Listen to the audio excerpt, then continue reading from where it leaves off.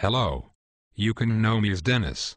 I am using this method of media because unlike my travel companion I am still too nervous to use any part of my voice or likeness. My travel companion goes by Beart. He is a hermetic magician and Germanic occultist. A member of a magical lodge known as the Grand Order of Dragon Slayers. A group that has been very active in the astral and physical realms in helping overthrow the crippling influence the Illuminati and the interdimensional race of reptilian beings that help bolster and control them. I have asked him to come with me as I was given the opportunity to meet with a Native American woman who claims that she knows the location of a cave which leads to an underground city where reptilians have lived for many thousands of years. I came across Beart's channel doing some research into this subject. I was impressed at his depth of knowledge that seemed to go beyond petty arguments and the same old internet information that has been cut and pasted over and over again. He had also mentioned that he had at one time possibly encountered such a creature in Dallas, New Mexico, and I must admit I was interested in meeting a man that claims he wrestled one and survived. His belief in the higher potential for humanity was also refreshing. I was nervous in meeting him, but that quickly passed. He is very friendly and I immediately felt like I've known him before. I shook his hand and felt his vice-like grip, and I then better realized that he means what he says, that magic encompasses the whole person and all of it should be strong.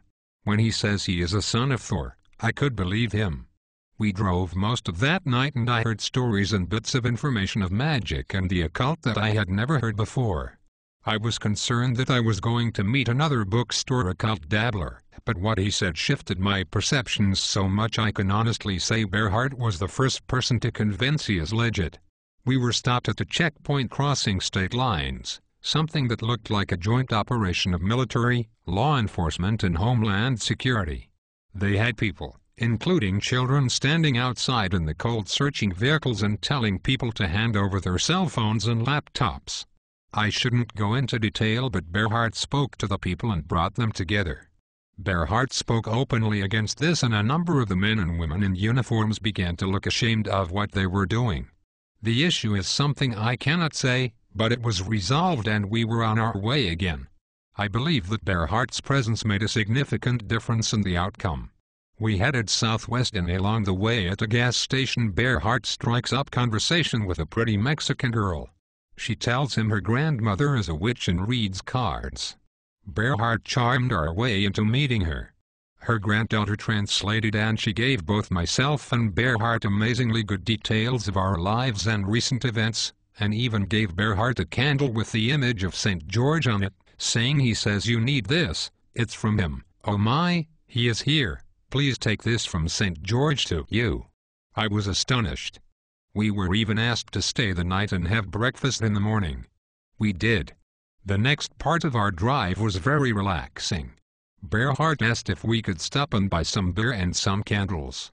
At the side of the road he lit the candle from St. George and asked his spirits to protect us, and asking special blessing from Thor and Hercules, he poured the beer onto special symbols for each spirit he drew on the ground, and we were on our way.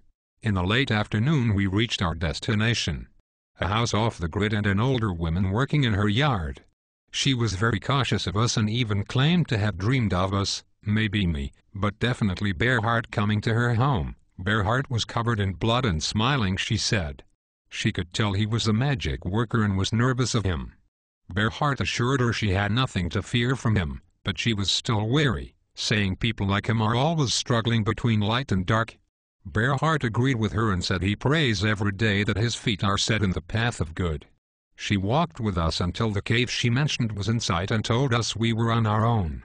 Beart asked about the history of the cave. She said it was called the Snake Nest by her people, and if you left gold or blood offerings at the entrance of the cave, the snake people would give you advice or maybe perform favors for you.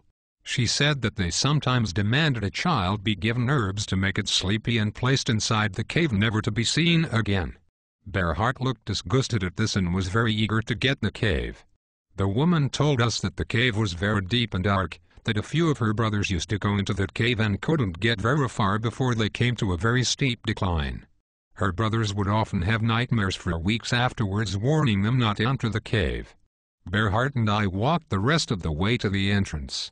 Beart said he could feel very dark and heavy psychic energies and that it would be unwise to enter the cave, that this was not just one entity but many dwelt inside, mostly non-human, but a number of human spirits were also trapped here and being fed off of, something that he has to change, that these human spirits must be set free.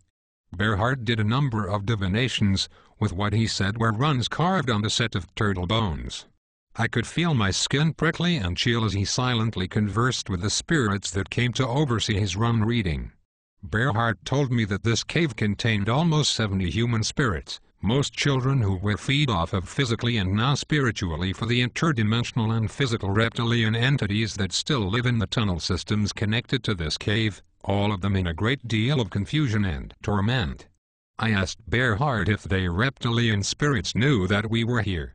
He told me that they did and that they would easily overtake us if we entered too deep inside the cave. He said St. George was preventing them from establishing full psychic links to us and that Beart and Hercules would cause such a distraction in the ritual he was going to perform that St. George would be able to enter in the astral placeholder for this cave in the physical world and free the trapped human souls. I should tell you all that the feelings I began to experience scared me deeper than anything else I have ever known, and that dark, heavy energy began to compress my chest and it became hard to breathe. Beart created a circle of rocks and salt and purified the area with an incense blend he had brought. The heaviness began to fade. Beart said he would perform the ritual at midnight and that I should get some sleep. That no matter what, do not leave the circle, that almost anything we see or hear will be the reptilian and or other evil spirits who are attracted to this area trying to draw us out of our protection. I did sleep, but my sleep was not restful and my dreams are short vivid scenes of awful despair and confusion, of waking up in utter darkness and feeling teeth and claws drink my blood and eat my flesh, screaming for my parents to help me but only hearing cheers and laughter from true monsters. Beart told me that a number of the human spirits were at the entrance of the cave and I was picking up on their experiences. Beart woke me up in almost a panic. He was naked and had painted script and symbols on his body and parts of his face with a dark-colored paint. He had a lantern going and told me to give him room and no matter what not to leave the circle. Things were about to get wild. I have been sworn to secrecy about what I saw, but Beart in a crazed trance enacted a scene of the story of Hercules. As an infant, Hercules found 2 serpents in his bed sent by his stepmother Hera. Hercules strangled the 2 serpents with his bare hands.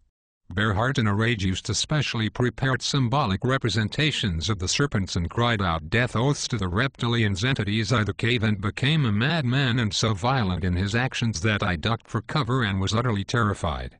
The whole area seemed to take on a new feel and Beart, I could tell, was now just a flesh vessel for something else. I am guess the spirit of Hercules. He picked up some larger rocks from the circle. He is a strong man. Very strong, and I watched him carry those stones with 2 hands to the circle. I was now watching Beart hurl these stones, which had also been marked with symbols with paint, with 1 hand, and well within the cave. It seemed like his physical strength had definitely been augmented.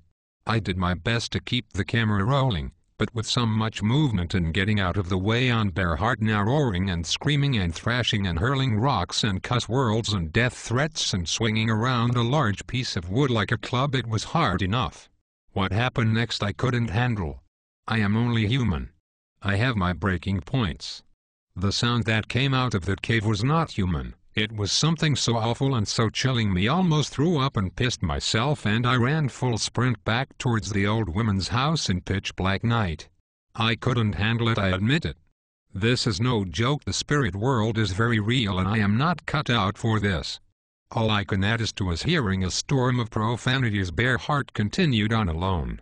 I will also be honest and say that had I not left the keys to my vehicle up with Beart, I would have drove off without him.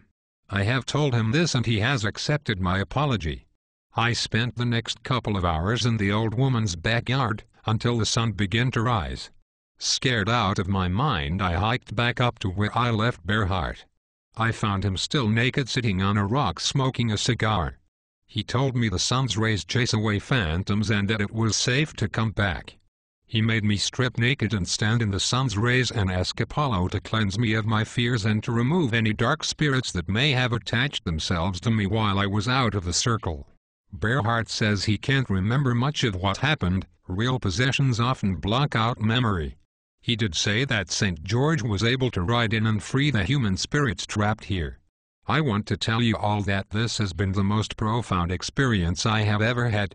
The old woman cried and cried when I told her what happened. She says that her grandmother was the last of her people that have to place a child in the cave and that a deep shame felt like it left her heart last night. We will stay here for the time being and decide what to do next. Beart is okay, smoking another cigar and drinking some beer.